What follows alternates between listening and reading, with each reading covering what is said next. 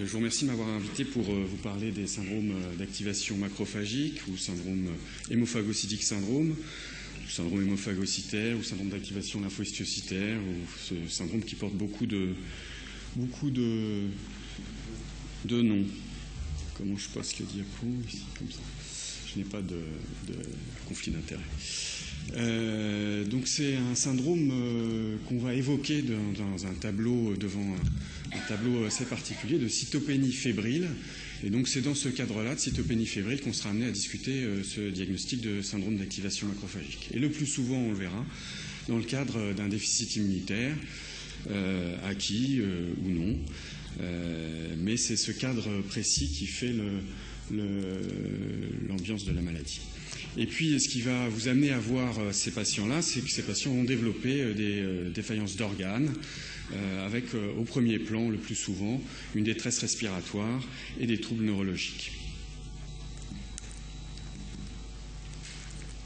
Alors, juste un bref rappel pour vous dire que l'intérêt d'avoir des cytopénies fébriles, c'est qu'on peut assez rapidement, avec des examens très simples, d'hématologie de base, arriver à un diagnostic physiopathogénique de ces cytopénies et souvent orienter très rapidement l'étiologie cause des défaillances de ce malade.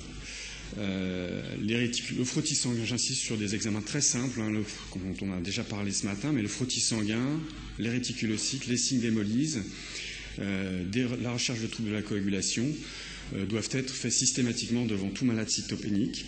Et puis je vais rajouter le test de Coombs, dont Elie vous a parlé beaucoup ce matin, et la ferritine et les triglycérides chez ces patients qui sont en plus fébriles. On va très rapidement éliminer la microangiopathie, qui est une urgence thérapeutique dont vous a parlé Elie ce matin, les syndromes d'Evans, c'est-à-dire l'association de plusieurs cytopénies fébriles, une coagulation intravasculaire disséminée. Et puis on va, une fois qu'on a éliminé ces causes périphériques, discuter assez rapidement un myélogramme, et ce d'autant plus qu'il y a une leucopénie qui ne pourra pas être expliquée par des mécanismes périphériques simples. Le myélogramme a le principal intérêt d'éliminer des infiltrations médulaires, une hypoplasie médulaire majeure, un syndrome myélodysplasique. Et c'est une fois qu'on aura fait ce myélogramme qu'on évoquera le syndrome d'activation lymphohistiocytaire. Je dis qu'on l'évoquera parce qu'on va voir que, à mon avis, le myélogramme est surtout important pour éliminer un diagnostic différentiel. Quelle est la présentation clinique de ces malades? C'est des malades fébriles.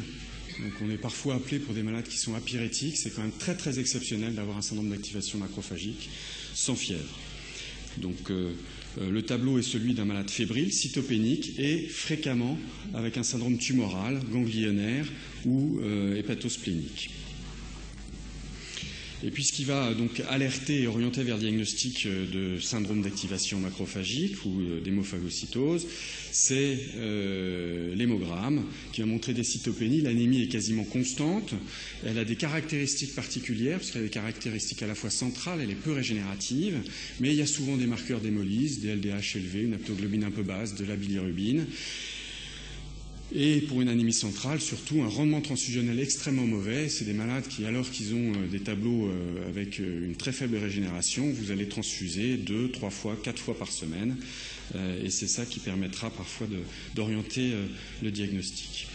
La thrombopénie est la cytopénie la plus fréquemment associée, quasiment constante, un faible rendement, toujours un peu plus difficile à interpréter chez les malades fébriles, splénomégales. Et la neutropénie est quand même présente dans 3/4 des cas. Les examens biologiques standards, on va dire, ont montré assez fréquemment une hyponatrémie, une atteinte hépatique très fréquente, cytolyse ou cholestase, des troubles de la coagulation, avec en premier lieu une hypofibrinémie, qui est le trouble de la coagulation le plus orientant vers un syndrome d'activation macrophagique. Le test de Coombs peut parfois être positif, être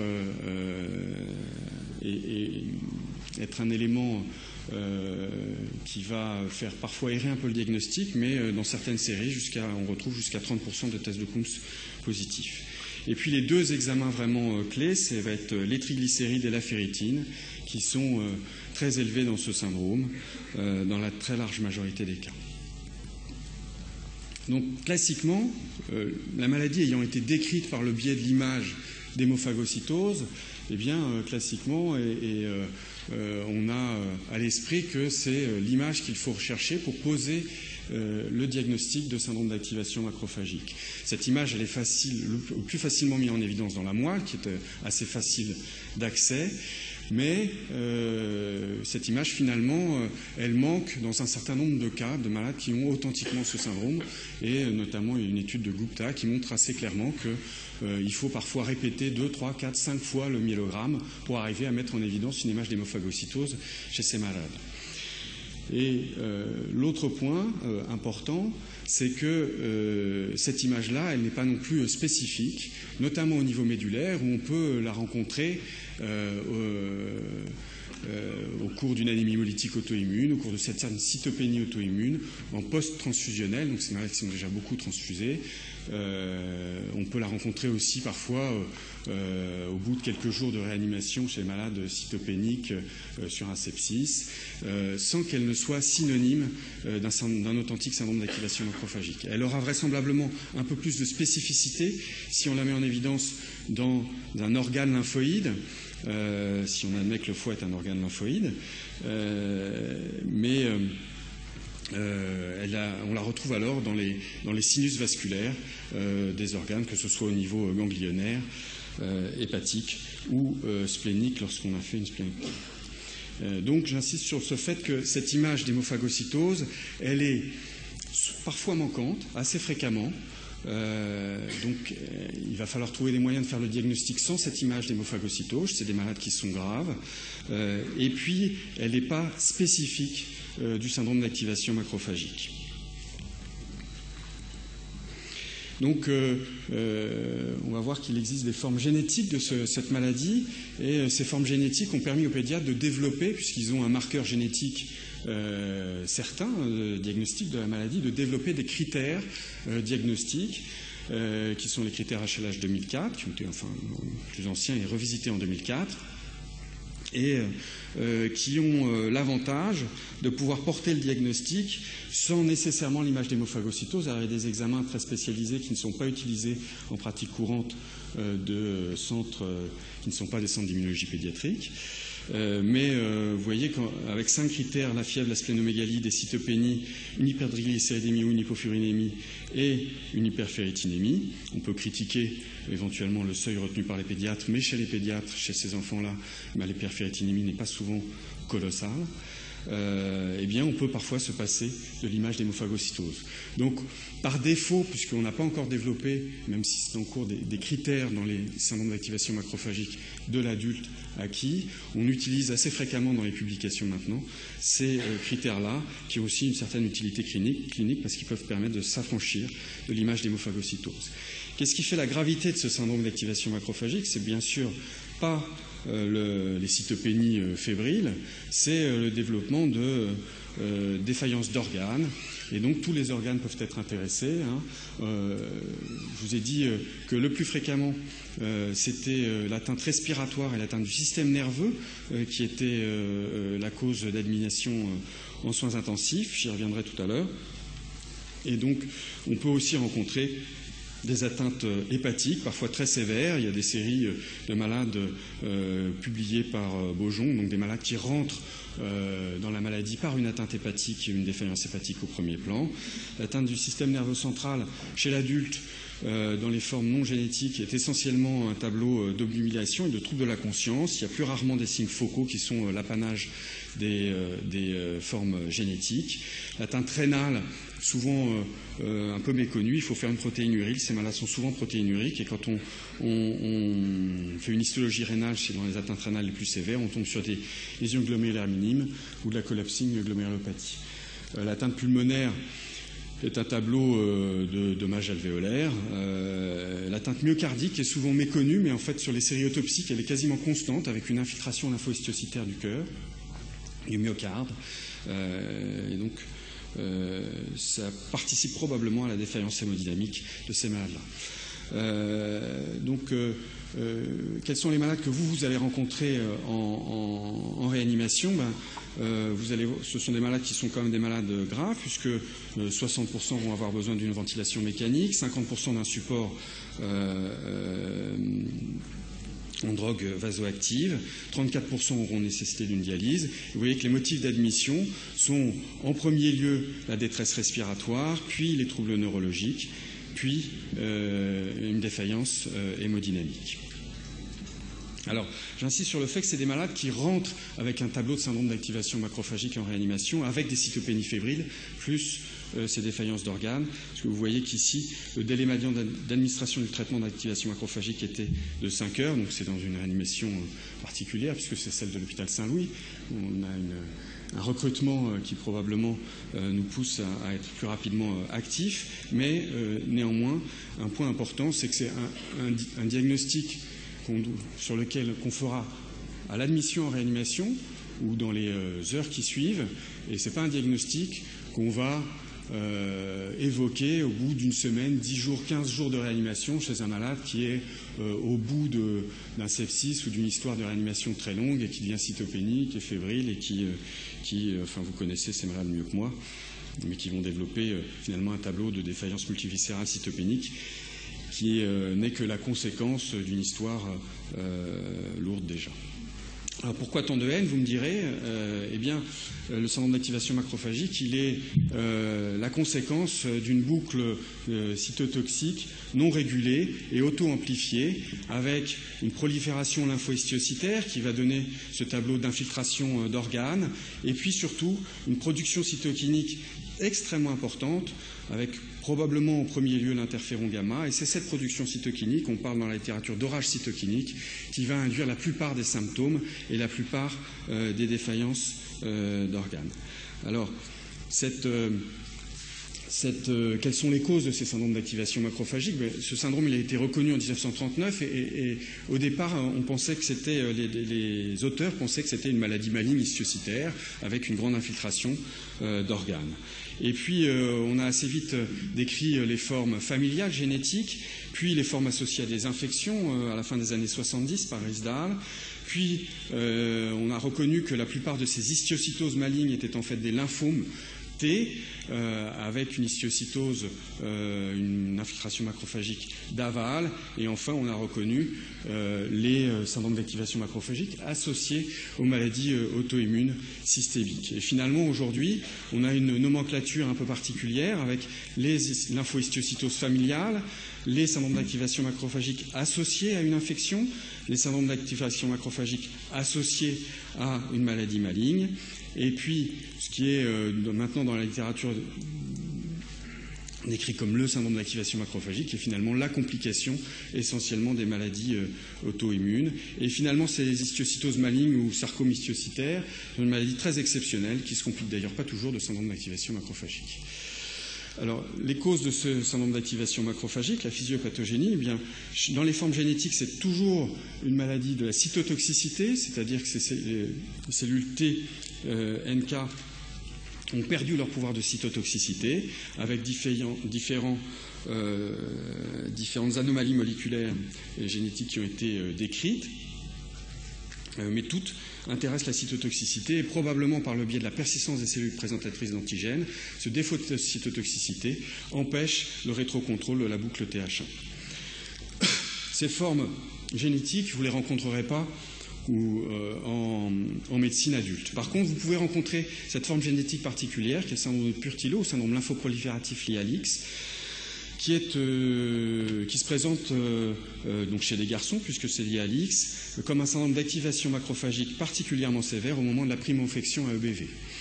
Et donc, il faut savoir le reconnaître et l'évoquer devant tout syndrome d'activation macrophagique chez des patients chez des patients donc masculins qui font une primo-infection EBV. On a 2 gènes responsables qui sont connus et qui représentent à peu près la totalité de ce syndrome.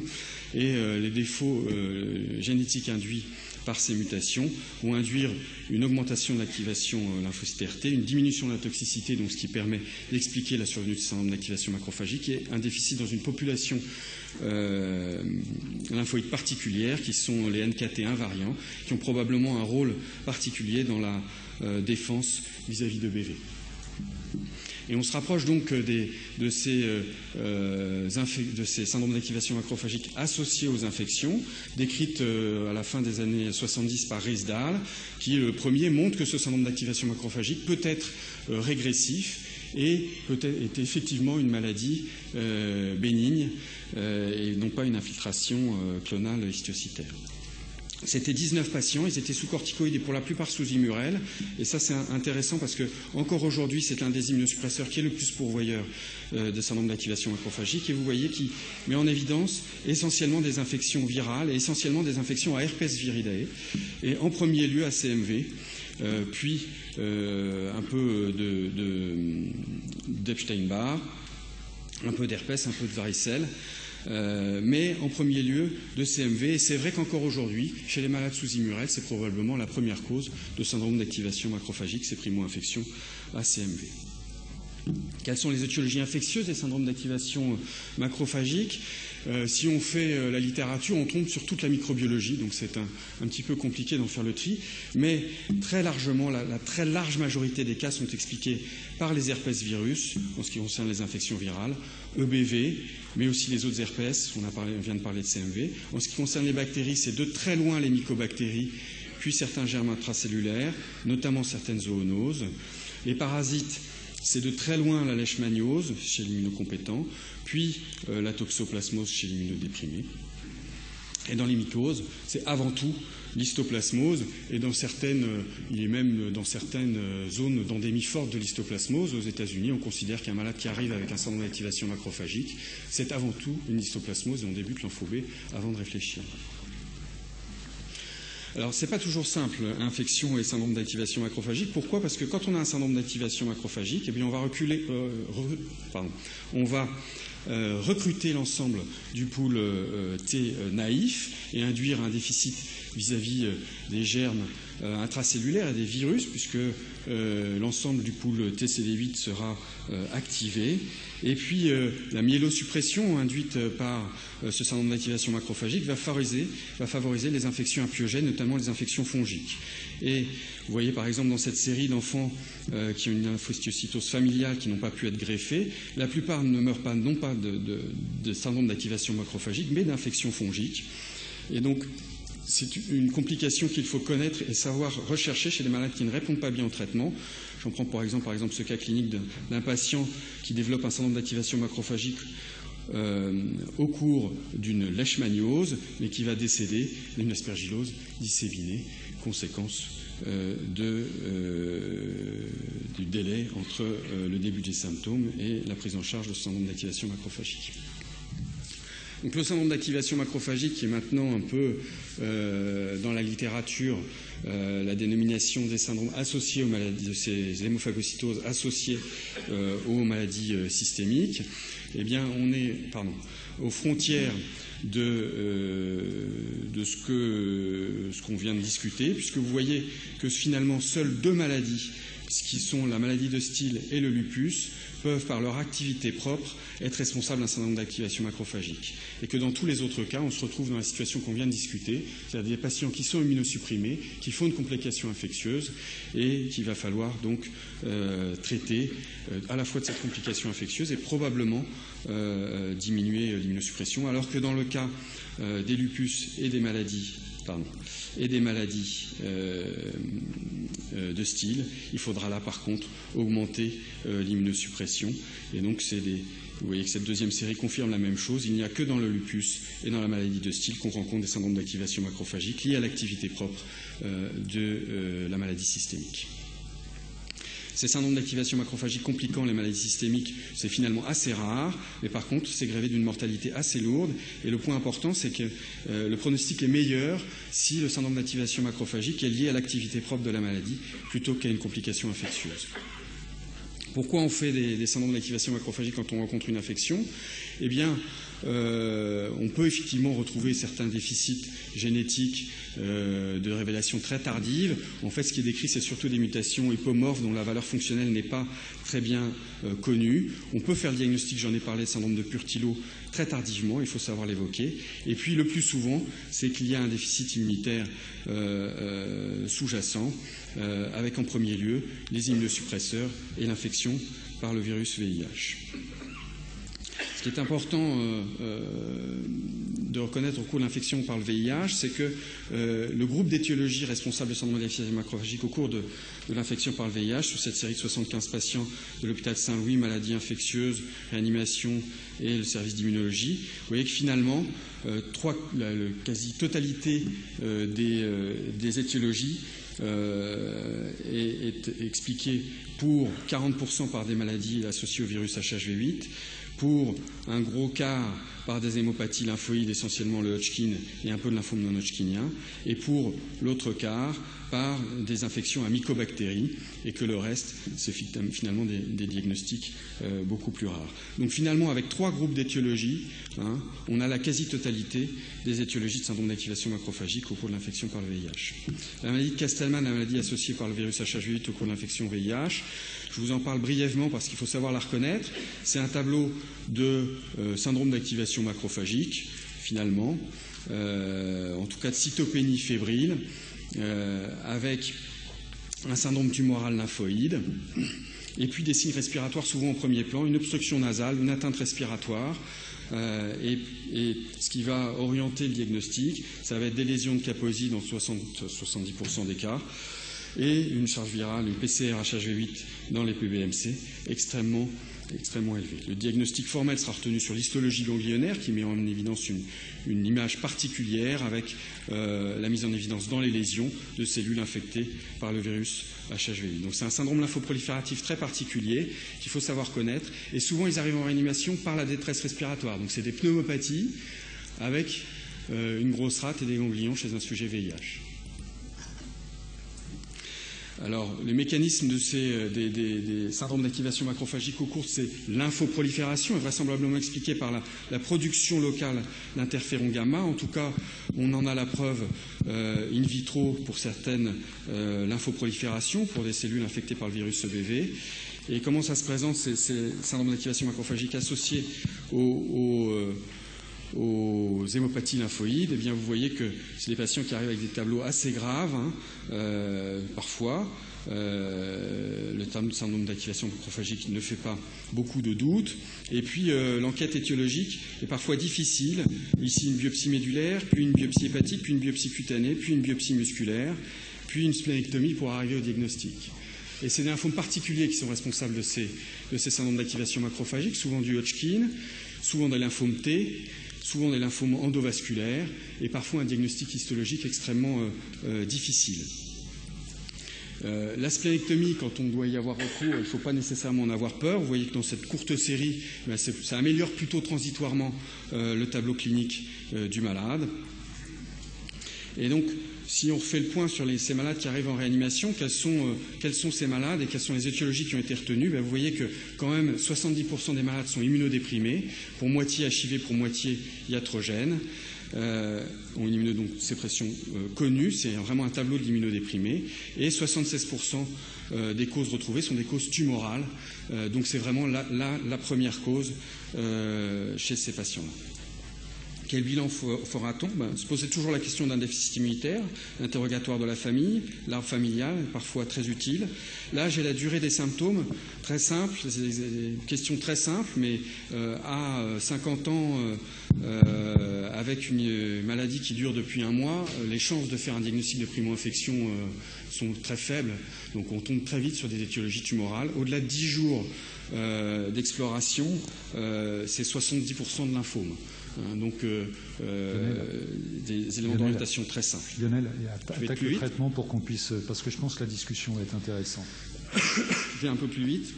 Le diagnostic étiologique, donc, il est beaucoup être très agressif. Vous voyez ici 185 sur 75 malades, 185 prélèvements.